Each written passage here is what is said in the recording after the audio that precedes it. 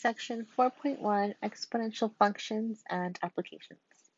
So we're going to start talking about exponential functions, and this is just introducing us to the idea. So the graph of an exponential function.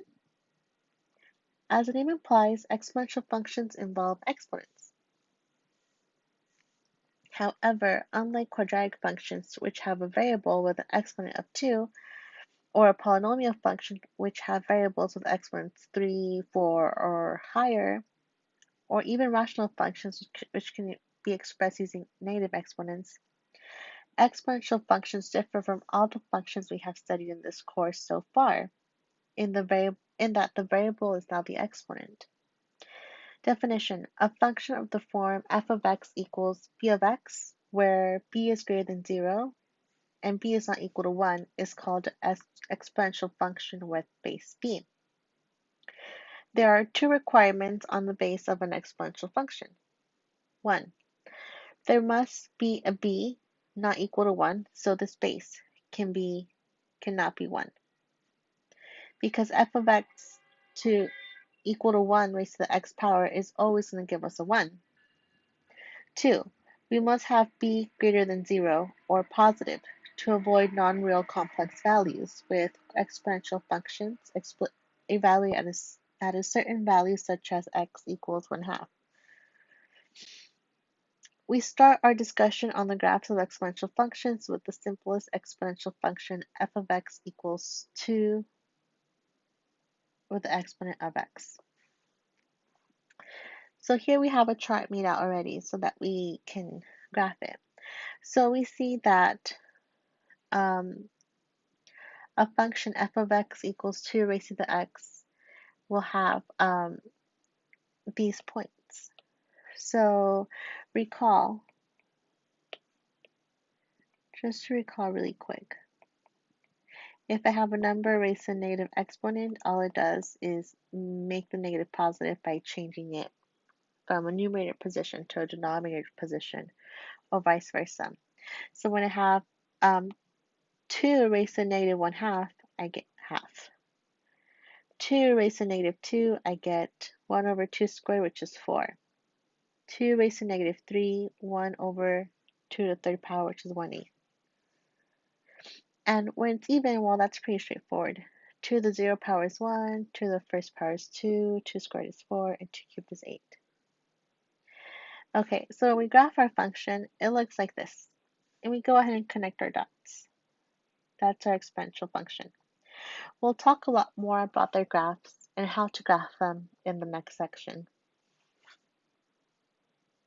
So what is an exponential function? We said it's pretty much your variable is your exponent. That's the simplest way to put it. This definition reads from your textbook. For any real number x, an exponential function is a function with the form f of x equals a times b raised to the x, where a is a non-zero real number called the initial value, and b is any positive real number such that b is not equal to 1, and the domain of f is all real numbers. The range of f is all positive numbers if a is greater than 0, and the range of f is all negative real numbers if a is less than 0. So meaning it differs if it goes like this or like this. That's the two ways it can look like depending if your a is positive or negative. And your y-intercept is always 0 equals a. And you'll have a horizontal asymptote at y equals 0. But again, we'll talk more about graphing in the next section. With exponential functions, we have two different models we may follow. We may have an exponential growth, which refers to the original value of the range increased by the same percentage over the equal increments found in the domain. So meaning it goes up. That's your exponential function. We also have linear growth, which refers to the original value of the range increasing at the same amount over equal. Let me start again. Refers to the original value from the range increases by the same amount over equal increments found on the domain. Which of the following equations are not exponential functions? So what you're looking for is which one does not have an exponent that is your variable. So for our first one, we see my exponent has my unknown, my x. So this one is exponential. My second one, my exponent is not a letter. So this one's a no. Our third one, my exponent is my unknown. So this one checks out. And for the fourth one, my exponent is my variable. So that's an exponential function. Evaluating exponential functions. So just like before, when you're evaluating, you want to simplify as much as possible and follow order operations. Exponentials are not any different. So example, next example, let f of x equals 5 times 3 raised to the x plus 1. You want to solve for f of, let's make this 1. Let's make it a 2. So let's go ahead and find f of 2. If we plug in a 2, we're left with 5 times 3 raised to the 2 plus 1. So with order operations, I have to first clean up my exponent. 5 raised to the 3 and 2 plus 1 is 3. All right, now I'm left to find out, well, according to order operations, exponents come before multiplication, so I first have to evaluate 3 cubed. So 5 times 3 times 3 times 3 gives us 27. Lastly, I want to find out how much 5 times 27 is. I don't have a calculator with me, so this gives us 135.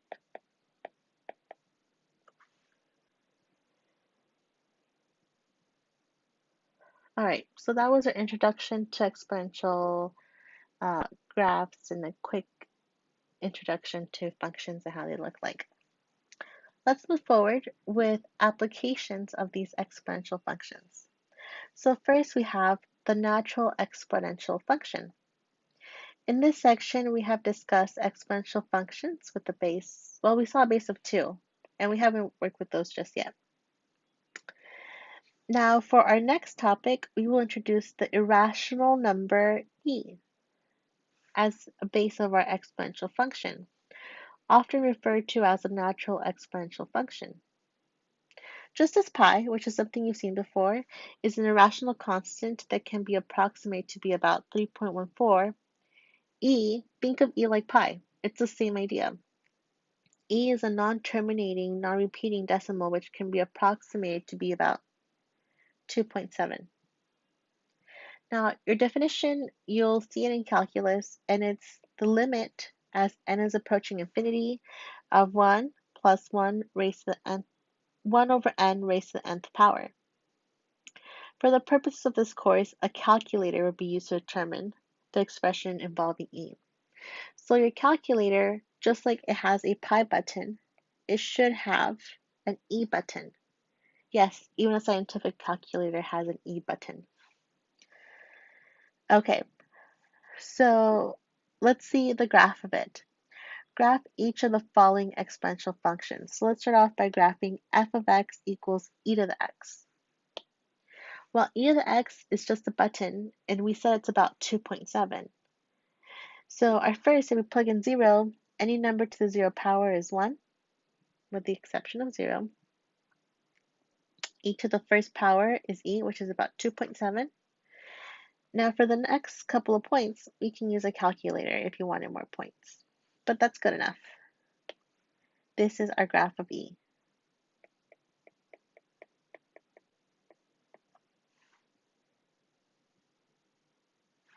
Okay, and we can graph with this a bit more. I'll leave this for you to look at. This is g of x equals negative 2 times e to the x plus 3 plus 5.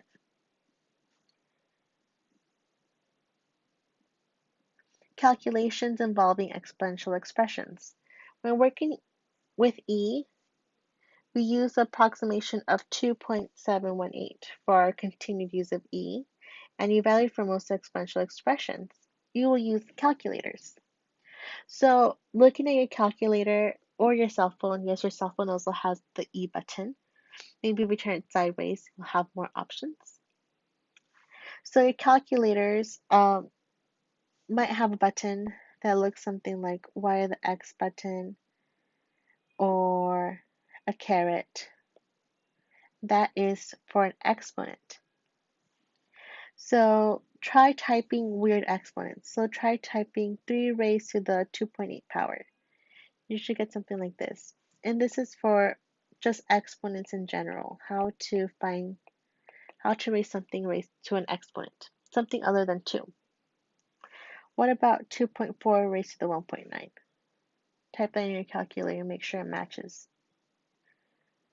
Now with pi, E also has a button.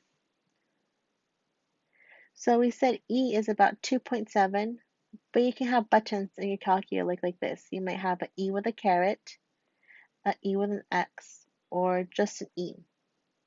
For some calculators, you might have to use a second command. So to make sure you know how to use your calculator and you found E, try typing these out. E raised to 2.7 should be 14.88, and E raised to negative 0.4 should be 0.67. If you can't find it, you can try YouTube. Type in your calculator brand and version model and type in how to find E, and you should find something. You can also email me, but it's kind of hard to look at your screen and my screen in Zoom. But you can also reach out to me, of course. Whether calculated and added to a savings account or changed because of a carried balance on a credit card, interest is the most common example of an application involving exponential functions. Consider $4,000 at 6% annual interest invested for 3 years, but with interest calculated and paid monthly for 36 months. So if we're taking an amount like 4,000 and we're calculating it monthly, every month I have to apply that 6% every month for 3 years. So if I look at this based on my formula, A equals P times R times T, my principal, my P is 400, my rate is 6%. Remember to change percents to decimals, you move it to the left twice. So this actually is 0.06. For 1 month, it would be 1 out of 12. My interest would be $20. So then I take 4,000 plus 20, that gives me 4,020. Now I take that $4,000 with $20, 4,020, apply that 6% interest for another month. That'll give us $20.10. So I'm going to add that. That would be very time consuming to do it 36 times because I have to do it for every month for 3 years. Luckily, there's formulas so that we don't have to do this long chart of calculations.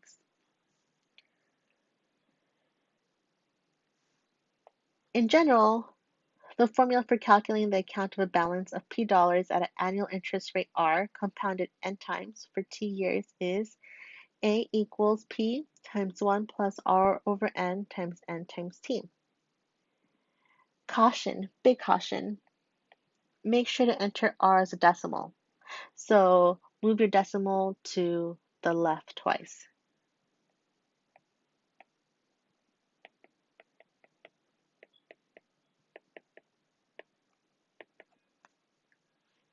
Let's do an example. Calculate the ending balance at $4,000 at 6% compounded monthly. When you see compounded, you'll see words like monthly, semi-annually, quarterly.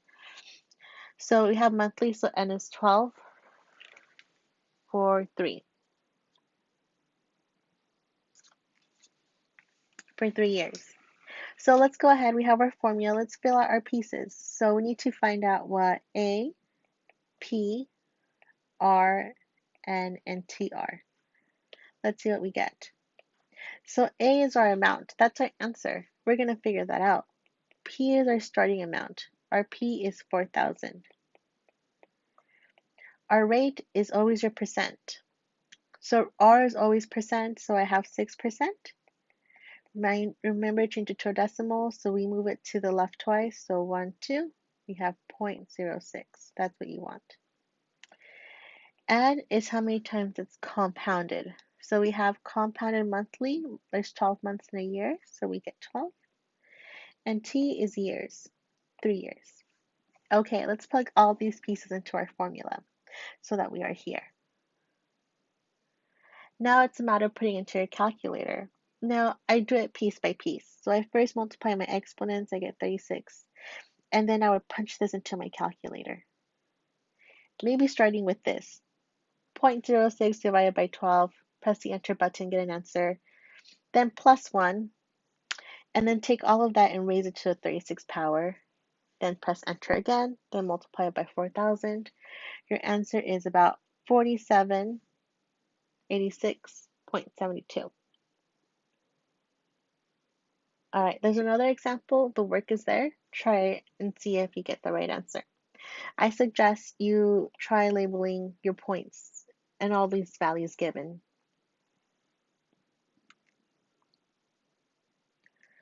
Moving forward. Anytime that interest is calculated, higher frequency of times interest is compounded will always result in more interest, even if the difference is minimal. That being said, there is a limit to how much interest can be earned, regardless of the times it's compounded. So you could say daily, hourly, there's a point where it doesn't get much bigger. This leads to a second formula for calculating account balances given the maximum account balance, regardless of the frequency of compounding interest. The formula the formula for calculating the account balance of P dollars at an annual interest rate of R for T years is compounded continuously is A is equal to P times E raised to the RT. This is referred to as a continuously compounded equation. All right, so what makes this different from our last problem? You'll see the words continuously, and that's how you know you have this formula that you must work with. Let's do that first example. Example 3, calculate the ending balance for $4,000 at 6% compounded continuously for 3 years. Because I have continuously, I'm going to use that formula A equals P times E raised to the RT. Now, just as before, our rate is our percent, our T is years, and P is our principal, our starting amount. So this would give us 4,000 times E raised to the 0.06 times 3. Now, in your calculator, you're going to do all this by calculator, of course. You do this by calculator first, and then once you get that, type in E raised to the exponent, get enter, then multiply it by 4,000.